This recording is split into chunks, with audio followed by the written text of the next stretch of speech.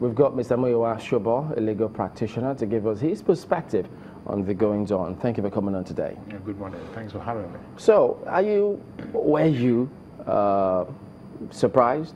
Then eventually, now that we have the EFCC say they set up this crack team to begin to probe the SGF after the hue and cry as to what happens to that report. In your assessment of our anti-corruption fight, in light of the recent developments, what would it be? Well, I think we won some battles sparingly when it comes to this war.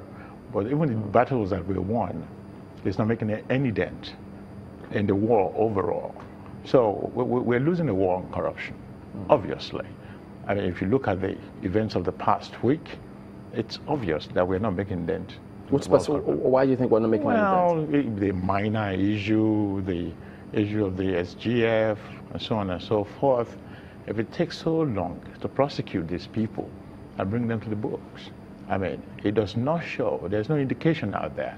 If somebody like Minor, even the fact that this guy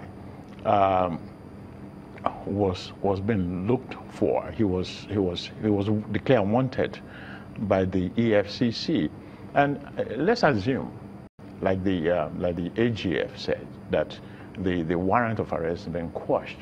The fact that this guy ran away, I mean, escaped justice for 4 years, should, by that alone, disqualify him from even appearing anywhere near the civil service again. But no, we went beyond that. And the question in the mind of many is, this person, what is it that he had on these people for them to be running around? If I could follow up on that, will it be tenable when they say, some of his aides now, that not that he was running from the law, but that his life was under threat? He was shot 5 times. He had to go under. Nobody had guaranteed him safety, upon which he could then turn himself in. Afterthoughts. When he was declared wanted in the first place, the first time, that was 4 years ago, something like that. Why didn't he say something before he ran away? Look, they're looking for me. And if you turn yourself into the custody of the police or the EFCC, I mean, it's going to shoot you. They probably detain you, and then you go through the process, but you escape from justice.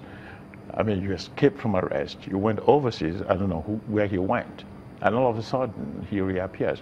So even before you get to the point of the accusation, the allegation itself, and all these officials were running around doing things to reinstate him. The Attorney General of the Federation wrote memos and said, well, the warrants have been quashed. I mean, let's just assume that's true. Then went to the Civil Service Commission or whatever. Just look at everything that happened. Several memos, several meetings, to the point, as alleged by Mrs. Eta, that she even informed the presidency about it. The president not even have heard about it. But that alone undermines everything that this administration said about fighting war. If you have to rewind just a little, take a step back and look at the antecedents of Maina himself, we do know that he was able to uncover some of the deep corruption that is taking place in the police pension fund, which amounted to about 190-something billion naira. Would you consider Maina as a man who has been able to expose corruption and so deserves commendation, or a man that should be punished? Well, good for him if he has done all those things, okay? But the fact that he was accused of corruption and he ran away, he should have stayed and defend himself and use those things as he did while in service, exposing corruption. It's part of his defense. Look at me. I expose corruption. Why will I steal this money? But then we read in the newspaper that he had a $2 million house somewhere. And hey, it has not been denied yet. You remember when the judges were raided? I was here when I said, but when somebody said, well, look, we've been looking at their lifestyle for the past 4 months, and they have this lavish lifestyle, therefore. This guy had a home of $2 million somewhere, and does that actually indicate that he was not corrupt? I'm not saying that's evidence of corruption right there, but I'm saying that we have to be consistent when it comes to the war on corruption. I mean, you cannot, you can't have it in any other way, because it undermines that effort by itself if we are not applying the same standard. Do you think that we're applying different standards when we're looking at the case of the SGF and the NIA on the one hand, and Maina on the second hand? Yes, we are. How does that come across to the Nigerian people on the one hand, and also the government itself? Is the government indicting itself by setting these two standards that you say? Well, the government is undermining its own war on corruption. And to an average Nigerian, it just seems that the government is not serious about war on corruption. If you ask anyone now, I mean, separate the president out from this whole thing. Can we actually do that? Yeah, we can do that, because he came in. His call to fame was that, oh, it's anti-corruption. But there are people who would not agree with you that you can dissociate the president from this, because there was a presidential committee that was set up to look at the NIA and the DIG and the SGF, but there was no presidential committee set up for Maina. I'm saying for a moment, just put him aside for a minute and analyze everything that goes, because when you start looking at him in the middle of this thing, you can get a little bit confused when you politics apart and this part of law on one side. I'm saying just put that aside for a moment. Of course, you are going to get a point where you are going to start asking the question, what did he know? How did he know it? The buck stopped at his desk. Yes, we understand. But look at everything that is going on. Look at his own particular speech when he came in, and the reason why we elected, why he was voted into office. And he should not be able to go to bed at night now regarding everything that is happening at the war that he promised to tackle. And that's what I'm saying. Just put him aside for a moment and look at overall effort of the government when it comes to this war on corruption. It is like zero now. Seriously? I mean, can you really say that over this one incident? Because, you know, we're looking at this one incident and you say that this is threatening to rubbish the entire battle on corruption. But if you look at it overall, can you really say it is zero? Yeah, it is zero, and I'll tell you why.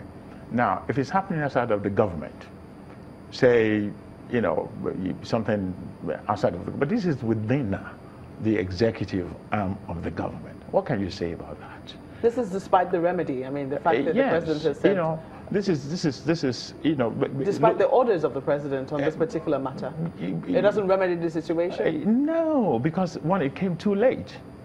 Okay, but when did we know about this? The fact that a newspaper or some journalist blew the whistle on this, won't have known. This guy will have been back in office. He'll be doing what he's done, and then we'll be pretending outside and saying we're fighting corruption. If we didn't know this, and that's on top of the issue of the what is it, millions of dollars was discovered in April, the Ikoyi gate. What happened to that? The guy was suspended. There were panels put in place to write reports, and then there were committees to now review the report. Throw them into the FCC immediately. The FCC does not have to wait for the order of the president to investigate crime. And that's what we read in the newspapers yesterday. Wasn't that what we saw happening in the April incident? The EFCC said they were investigating something, and which led them to that Ikoyi apartment. It turns out that the NIA says, well, we are the ones in charge of that money. And when it involves security like that, one would think that the president should know about it. So, I mean, right now that we don't know what the outcome of that particular probe has been. I mean, especially the panel constituted or headed by the vice president. Yeah. We do not know how far, what discoveries they made, whether or not it was true. But we have heard that now you're saying they should, the EFCC should kick in. I mean, they should have kicked in the first place. That's a lot of money. It was discovered by somebody. It went to but the if EFCC. It involves security, I mean, we also know that quite a lot of money is needed for intelligence. How will that stop the EFCC from investigating? Whether it involves security or not. You find a whole bundle of money in an apartment, unexplainable, yet keep on your investigation. Will they be able Now, to maintain the confidentiality required for that sort of investigation? well, they can maintain any kind of confidentiality they want. I mean, what's the end of the investigation is to prosecute. At the end of the day, they may decide not to prosecute because of security reasons, but you shouldn't have stopped investigating. I mean, if you investigation is about finding facts, I mean, that will lead to the conclusion that a crime has been committed. If crime has not been committed, then you don't prosecute. But you can't stop and say, well, because they say security, then we can't investigate further.